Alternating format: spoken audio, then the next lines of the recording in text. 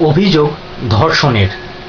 থানায় পৌঁছতে কোটানকোট কিছু সাক্ষ্য প্রমাণের ভিত্তিতে এফআইআর নেয় পুলিশ। ব্যবস্থা তদ্দণ্ডে। ধর্ষণ কেস যখন, ধর্ষক নিশ্চয়ই পুরুষ, অর্থাৎ অভিযুক্ত পুরুষ আর অভিযোগকারিনী তো দেখাই যাচ্ছে মহিলা। অতঃপর অভিযুক্ত গ্রেপ্তার। অভিযোগ কিন্তু তখনও প্রমাণিত নয়। অভিযোগ প্রমাণ হবে আদালতে। ফলত অভিযুক্ত ইকুয়ালস টু দোষী তখনও নন। স্টার আনন্দ এখন এবিপি আনন্দ। তারাটি খসে পড়লেও ত্রিভুজাকৃতি আনন্দটি বর্তমান। পুরুষ পোশাক পরিহিত এক ব্যক্তিকে অনেকটা মাইকেল জ্যাকসনের মতো দেখতে হাত ধরে টানতে টানতে নিয়ে গিয়ে টাটা সুমোয় নিজেদের মাঝখানে বসিয়ে কাঁধ জড়িয়ে বসল শ্বেতাঙ্গ ক পু। চারপাশে আরও গাড়িতে আরও কলকাতা পুরুষ পুলিশ চলল। আমরা এখন আদালতের পথে। অভিযুক্ত নারীও হতে পারেন, পুরুষও হতে পারে। রাষ্ট্র, রাষ্ট্রের ক্রীড়া বিভাগ, রাষ্ট্রের রেল কোম্পানি যদিও এতদিন তাকে নারী হিসেবেই চিনত, কিন্তু অভিযোগ যেহেতু ধর্ষণের, তাই পরীক্ষা প্রয়োজন, লিঙ্গ নির্ধারণ প্রয়োজন, প্রয়োজনে আরও গভীর কিছু, অর্থাৎ আরও গভীরে জট সমস্যা। এই পরীক্ষার দায়িত্বটাও পুলিশকেই দিলে হতো। তাহলে অভিযুক্তের বুকের কাছে শার্ট খিঁচে ধরতে হতো না পুলিশকে, খুলেই দেখতে পারত। প্যান্ট জাঙ্গিয়া তো খুলতে হতোই। অভিযোগ তার মানে শুধুমাত্র ধর্ষণেরই নয়, লিঙ্গ পরিচয় বিকৃতি বা গোপনেরও গুরুতর অভিযোগ বটে। অথচ স্বপ্ন থেকে বাথরুম সর্বত্র সুযোগ নিয়ে চলেছি আমরা গোপনীয়তার, যখন যেভাবে সম্ভব। X, 2X, 3X। যদিও গোপনে না হয়ে প্রকাশ্যে যদি এসব হতো তাহলে নিশ্চয়ই আরো বেশি ভায়োলেন্ট হতো সেসব, কে জানে। ভবানী দত্ত লেন, কচুরির দোকান, মোটা জিলিপি মুখে ঠুসতে ঠুসতে দৃশ্যত স্বাস্থ্যবান 50 ঊর্ধ্ব পুরুষের উক্তি, মালটা উভচর জানিস তো, মানে দিতেও পারবে লিতেও পারবে। বিশেষ দ্রষ্টব্য উভচর, উভলিঙ্গ এমনকি নয়। পুরুষত্বের কোটানকোট অভিযোগ প্রমাণিত নয়, কিন্তু তার জন্য নির্ধারিত তেরঙ্গা বিকশিত দাঁতের পুলিশ থেকে শুরু করে জেলের পুরুষ সেল। আশ্চর্য তো। আরে উনি পুরুষ না নারী সেটা তো এখনো বিচারাধীন। সিঙ্গুর মামলা বিচারাধীন থাকার অজুহাতে যেমন তা নিয়ে কোনো মন্তব্য করতে চান না আপনারা, এক্ষেত্রেও তাই অবলম্বন করুন এবং পিঙ্কি প্রামাণিককে একটি থার্ড ক্যাটেগরির সেলে রাখুন। নেই মানে কি? নেই কেন? শারীরবিজ্ঞানগত কারণেই তো এমন মানুষ জন্মাতে অর্থাৎ বেঁচে থাকতে পারেন যিনি পুরুষ বা নারী কোনো খোপেই পড়েন না। তাহলে তাদের জন্য আলাদা ব্যবস্থা নেই? আপনাদের কি এটাও মনে নেই যে গতবার সেন্সাসের সময় মেল ফিমেল ছাড়াও আদার্স বলে একটা আলাদা খোপ রেখেছিল রাষ্ট্র? না না, সে না হয় হলো, মানে সে না হয় অন্য ঘরে রাখলাম ধরুন, কিন্তু পুলিশ সে তো আর ছেলে বা মেয়ে ছাড়া হয় না। তাহলে কি হিজড়ে পুলিশ রাখতে হবে নাকি? রাখবেন, অবশ্যই রাখবেন। হিজড়েদের কি চাকরি পাওয়ার অধিকার নেই নাকি? আর তাদের গুপ্তচর হিসেবে কাজ করাতে যখন দুবার ভাবেন না, তখন পার্মানেন্ট চাকরি দিতে সমস্যা কি? ভোট চাইতে যান না হিজড়ে খোলে, তখন মনে পড়ে না এসব? যদিও প্রশ্নটা আদৌ বা শুধুই হিজড়ে মানুষ নিয়ে নয়। অভিযোগ প্রমাণিত নয়, ডাক্তারি পরীক্ষাও শেষ নয়, কোর্ট চূড়ান্ত রায় দেয়নি, কিন্তু রায় দিয়ে দিয়েছে কলকাতা পুলিশ। তাই তো তার জন্য চতুর্দিকে পুরুষ বেষ্টিত পরিবেশ, এমনকি জেল যেখানে নিরীহ মানুষকেও খুনি বানিয়ে ছাড়া হয়, সেখানেও পুরুষ বন্দীদের দিকে। এরকম কাজ, এরকম সিদ্ধান্ত কোনো সভ্য মানুষ নিতে পারে? পৃথিবীর সমস্ত ঈশ্বরের কাছে দাবি করছি, এইসব সহানুভূতি শক্তিহীন না মানুষগুলো যেন প্রত্যেকে একটি করে হিজড়ে শিশু অথবা এমন শিশু জন্ম দেন যারা মন দিয়ে শরীরের চেনা ছক ছিঁড়ে দেবে। ধর্ষণের অভিযোগ সত্যি হলে, ব্র্যাকেটে কোর্টে প্রমাণিত হলের বদলে, অভিযোগকারিনীর পাশে দাঁড়াতে কোনো সমস্যা নেই আমার, কিন্তু অভিযুক্ত অভিযোগকারিনী প্রত্যেকেই যেন তাঁদের গণতান্ত্রিক অধিকার পান, সম্মান পান মানুষের। মনে রাখুন, রেপ পুরুষ করে না, করে পুরুষতন্ত্র। যে তন্ত্রের অধীন হতে পারেন যে কোনো নারী অথবা তৃতীয় লিঙ্গভুক্ত যে কেউই। মনে করিয়ে দিই, পুরুষের সাথে পুরুষের এবং নারীর সাথে নারীর প্রেম, সহবাস, বিয়ে কিন্তু এখন আর কোটানকোট আইন বহির্ভূত নয়, যদিও সেটা সুপ্রিম কোর্টে বিচারাধীন। আরে আরে মনে নেই, লোক ভর্তি ডানকুনি লোকালে বিড়ি ধরিয়ে তাস খেলতে খেলতে 377 করে কিছুদিন আগে হাসাহাসি করছিলেন? ওই ওই ওই আইনটা তুলে দেওয়ার ফলেই তো এই নিয়মটা বর্তেছে এখন। আপনার যৌন পছন্দ বিষমকামী অথবা সমকামী হতেই পারে, কিন্তু আমাকেও তেমনটা হতে বাধ্য করবেন না প্লিজ। এমনকি আমি তো আসেক্সুয়ালও হতে পারি। Heterosexuality is not a problem, heteronormativity is, just like homonormativity. রাষ্ট্র তার এক নাগরিকের অধিকার সুরক্ষিত করতে অন্য এক নাগরিকের লিঙ্গ পরীক্ষা করছে। যদি সেই পরীক্ষায় কোনো রকম ভুলচুক হয়, তাহলে কিন্তু মিথ্যা ত্রুটিপূর্ণ লিঙ্গ পরিচয় নিয়ে কুঁকড়ে সেই নাগরিক আত্মহননের পথও বেছে নিতে পারেন। কোটানকোট আমাদের আইনে আত্মহত্যার চেষ্টা এখনও তো, যতদিন না এ বিষয়ক বিলটি পাস হচ্ছে, একটি শাস্তিযোগ্য অপরাধ, তাই না? আর আত্মহত্যায় প্ররোচনা, কে মাথায় নেব দায়? আর অভিযোগ প্রমাণের আগেই পুলিশের এই পুরুষালী দুর্ব্যবহার, তার শাস্তি? যদি এভাবে বোঝেন যে পিঙ্কি পুরুষ হিসেবে প্রমাণিত হলেই একমাত্র ধর্ষণের অভিযোগ প্রমাণিত হতে পারে, তাহলে ভুল বুঝছেন। নারী হিসেবে প্রমাণিত হলেও অভিযোগটি সত্য হতে পারে কারো অনিচ্ছায় তার সাথে বলপূর্বক যে কোনো রকম যৌন সংসর্গে লিপ্ত হওয়ার মাধ্যমে। মেয়েদের অনিচ্ছায় ওখানে ওটা ঢুকিয়ে খানিকটা ফেলাকেই ধর্ষণ বলে না দাদা। মনে রাখুন, প্রমাণের পরবর্তী ধাপ কিন্তু আদালত, যেখানে এক ঘর ভর্তি পুরুষ এর সামনে বসে উত্তর দিতে হবে একজন মানুষ, অর্থাৎ অভিযোগকারিনীকে, যে আচ্ছা কবে থেকে, কখন, মানে কিভাবে, মানে আর কি কি, কতটা, আর একটু বিস্তারিতভাবে বর্ণনা দিতে হবে ধর্ষণের। পিঙ্কির জায়গায় আজ আপনার মেয়ে, বোন বা ভাই যদি থাকতো, ভাবুন তো, যে পারছে এসে সামনে পেছন থেকে একটু করে হাত বুলিয়ে দিয়ে যাচ্ছে শরীরে, ক্রমাগত প্রশ্ন করে যাচ্ছে, কিরা তোরটা আছে, আর ওগুলো ওগুলো, হ্যাঁ।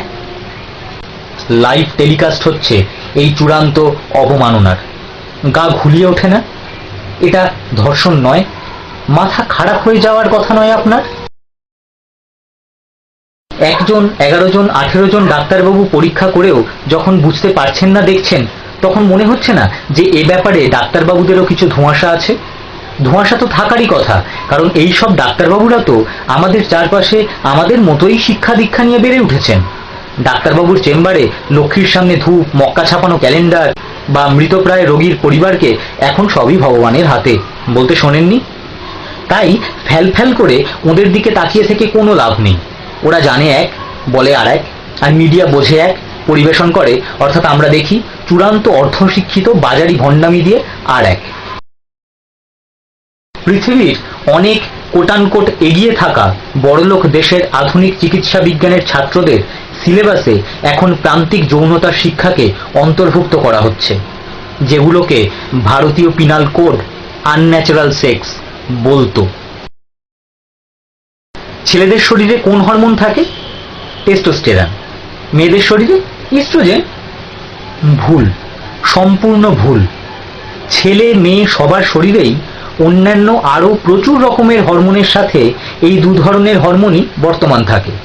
মেয়েদের তুলনায় ছেলেদের টেস্টোস্টেরন আনুপাতিকভাবে বেশি থাকে। টেস্টোস্টেরনের আধিক্য পেশি শক্তি তুলনায় খানিক বেশি রাখতে সাহায্য করে। এভাবেই একজন পুরুষ অন্য পুরুষের তুলনায় কম শারীরিক ক্ষমতা সম্পন্ন হতে পারেন। পিঙ্কির ক্ষেত্রেও ব্যাপারটা এমন হয়েই থাকতে পারে উল্টো দিকে, অর্থাৎ বেশি ক্ষমতা সম্পন্ন খেলার মাঠে। ক্রোমোজোমের দিক থেকে দেখলে XX মানে মেয়ে আর XY মানে ছেলে, কিন্তু পৃথিবীতে এমন বহু মানুষ আছেন যাদের XXY বা XXX বা XO হয়ে থাকে। এক্ষেত্রে বিষয়টা বেশি পুরুষালী বা বেশি মেয়েলি এমনটা নাও হতে পারে। ফলত ক্রোমোজোম বা হরমোন পরীক্ষাও শেষ উত্তর নয়। জানেন যে এমন বহু মানুষ আছেন যাদের ওভোটেস্টিস আছে, অর্থাৎ ওভারি বা গর্ভাশয়, আর টেস্টিস বা শুক্রাশয় দুটোই আছে। কোনোটা প্রকট বা পরিণত, আবার কোনোটা প্রচ্ছন্ন বা কম পরিণত। একই শরীরে পুরুষ ও স্ত্রী বৈশিষ্ট্য থাকাকে বলে অ্যান্ড্রোগাইনাস। আপনারও ইউএসজি বা এমআরআই টেস্ট করলে এরকম কিন্তু কিছু দেখা যেতেই পারে। তখন কি করবেন? শরীরের ওই ডাক্তারি পরীক্ষা দিয়ে ঠিক করবেন আপনি ছেলে না মেয়ে? না, করবেন না, লিখে দেওয়া যায়। আপনি তখনও নির্ভর করবেন আপনার সামাজিক লিঙ্গ, অর্থাৎ সমাজে আপনি যে রূপে পরিচিত হতে চান মনে বা শরীরে, সেই পরিচয় নিয়েই বাঁচতে, অন্য কাউকে সমস্যায় না ফেলে। তাই তো? তাহলে বুঝুন তো একবার পিঙ্কির কষ্টটা। গর্ভাবস্থায় প্রথম 2 থেকে 3 মাসের পর যে কোনো ভ্রূণের লিঙ্গরূপ বাইরে থেকে স্ত্রীলিঙ্গের মতো দেখতে লাগে। তারপর আস্তে আস্তে তা চূড়ান্ত পরিণতির দিকে যায়। এমনটা বহু ক্ষেত্রেই ঘটে থাকে যে পরিণতিটা জন্মের পরে আস্তে আস্তে নির্মিত হচ্ছে। ক্লিটোরিস প্রচ্ছন্ন অবস্থায় থাকছে, ক্লিটোরিস বাইরের দিকে ঈষৎ বেরিয়ে আসছে বা এতটাই বাড়ছে যাকে ফ্যালাস বা পুং যৌনাঙ্গর মতো লাগছে। তাই পিঙ্কির যৌনাঙ্গের এমএমএস, যা আপনার মোবাইলেও নিয়েছেন ব্লুটুথ অন করে আজ সকালের মেট্রোতে, তা কিচ্ছু প্রমাণ করে না।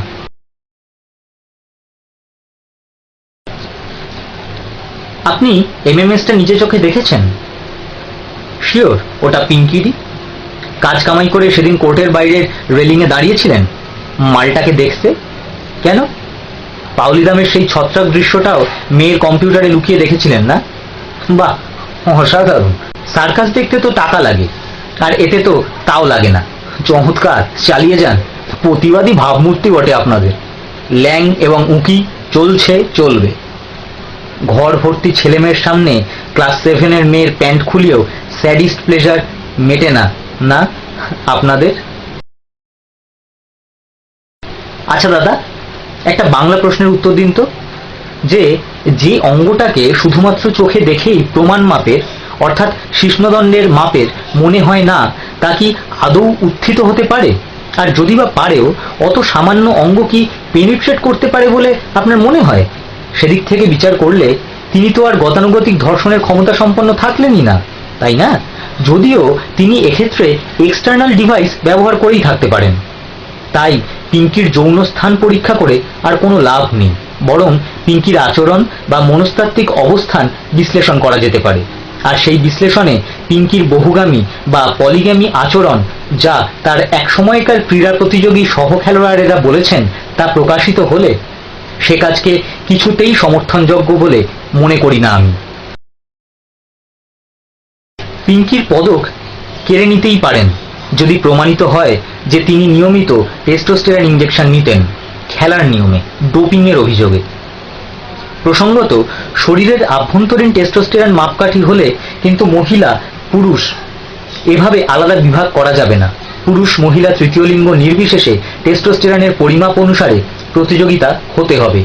টেস্টোস্টেরনের মাত্রা শরীরে একই রকম থেকে যায় না, তাই পিঙ্কির শরীরে আজকের টেস্টোস্টেরনের মাত্রা কিন্তু সেদিনকার পদক জয়ের সাথে সম্পর্কহীন। এছাড়াও অনুশীলন, দক্ষতা এসবের প্রশ্ন তো আছেই। ওই যে কিছুদিন আগে ভারতের স্বাস্থ্যমন্ত্রী গুলাম নবী আজাদ বলেছিলেন না যে সমকামিতা একটি ব্যাধি, একটি রোগ। ওনার রোগগুলোর নাম কি বলুন তো? ফ্যালোসেন্ট্রিজম বা শিশ্নকেন্দ্রিকতা, অ্যান্ড্রোসেন্ট্রিজম বা পুংকেন্দ্রিকতা, মেল শভিনিজম বা পুরুষ প্রভুত্ববাদিতা, হোমোফোবিজম, ট্রান্সফোবিজম, হেটেরোনর্মেটিভ প্যাট্রিয়ার্কিজম। পিঙ্কি প্রামাণিক বিষয়ক আলোচনা পুরুষদের মধ্যেই বেশি হচ্ছে, খেয়াল করে দেখবেন। আসলে পুরুষ যেভাবে নারীকে দেখতে চেয়ে দেখিয়েছে, তার বাইরে বেরিয়ে গেলেই গভীর বাওয়ালে পড়ে যায় পুরুষ। নারীর পোশাক থেকে শুরু করে আচরণ, মায়ের শরীর পর্যন্ত পুরুষের মতে নির্ণীত হবে এমনটা প্রকৃতি মেনে নেয় না। তার সৃষ্টি বহু ধরনে সজ্জিত এবং তা পুরুষের বোধগম্যতা নিরপেক্ষভাবেই। বুঝতে পারছেন কেন আমির খানের সত্যমেব জয়তে প্রকৃত প্রস্তাবে কন্যা ভ্রূণ হত্যা আটকাতে পারে না? কারণ পুরুষের যৌনসঙ্গী হওয়ার জন্য মেয়েদের কোটানকোট বাঁচাতে হবে, এটা সঠিক দৃষ্টিভঙ্গি নয়। আর অধিকাংশ ভ্রূণ হত্যার মূল কারণ অর্থনৈতিক, শুধুই সমাজ সাংস্কৃতিক নয়। আর এটাও মনে রাখা উচিত, জন্ম দেওয়ার অধিকার যেমন একজন মানুষের থাকা উচিত, একই সাথে জন্ম না দেওয়ার অধিকারও। ঠিক যেভাবে আপনারা বিশ্বাস করেন যে ভোট দেওয়ার মতোই ভোট না দেওয়াও একটি অধিকার, ঠিক সেভাবেই।